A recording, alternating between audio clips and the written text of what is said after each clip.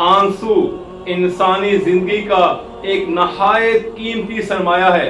अगर इंसान किसी को तहे दिल से चाहता है तो उसकी मुसीबत पर वो रोता है।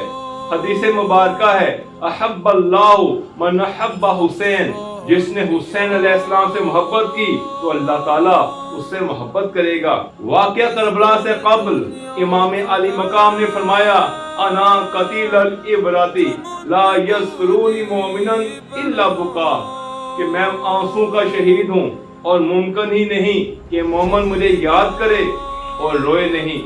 रिवायत में है, इन्ना लिक़त्लिल हुसैनी हरारतन फी क़ुलूबिल मुमिनीन लन तबरदु अबदा, बेशक कत्ल हुसैन से मोमिनीन के दिलों में ऐसी हरारत और तड़प है जो कभी बुझने वाली नहीं है।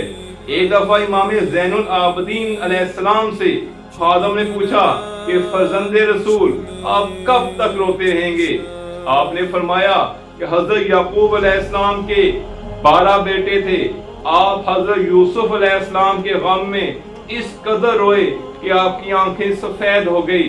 हालांकि यूसुफ अलैहिस्सलाम जिंदा थे, भला मेरा गम कैसे खत्म हो सकता है? इमाम सादिक अलैहिस्सलाम ने इमाम सज्जाद अलैहिस्सलाम के मुतालिक फरमाया, बका अली इब्नुल हुसैन 20 सनतन वमा वुज़िया बैन यदैहि तुआमुन इल्ला बुका। इमाम सज्जाद अलैहिस्सलाम गम हुसैन में 20 साल तक रोते रहे और जब भी आपके सामने खाना रखा जाता तो आप गिरिया फरमाने लगते।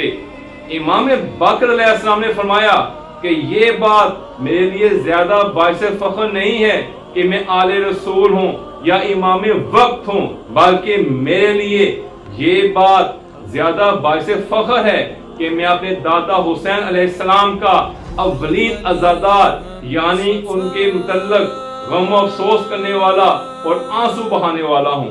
आंसू की कदर कीमत के मुतालिक बाबा फरीद गंज शक्कर रहमतुल्लाह अलैह ने फरमाया कि ऐ फरीद, आंसू बहाने का मतलब अपने अंदर के खजाने को बाहर लाना है।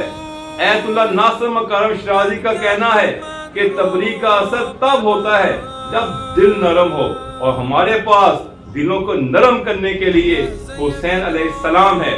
नाम हुसैन से हमारी आंखों से आंसू जारी हो जाते हैं।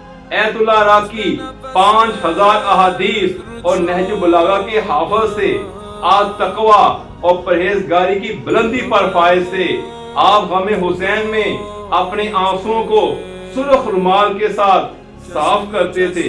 इसके बावजूद आपने अपने तमाम तरह अमाल को नाकाबिले अतबार करार दिया, मगर आपने अपने सुर्ख रुमाल को, जिससे आप गम हुसैन में बहने वाले अपने आंसू को पूछते थे, उसको अपने लिए जरिया नजात करार दिया और आपकी वसीयत के मुताबिक आपका वो सुर्ख रुमाल आपके कफन के हमरा दफन किया गया।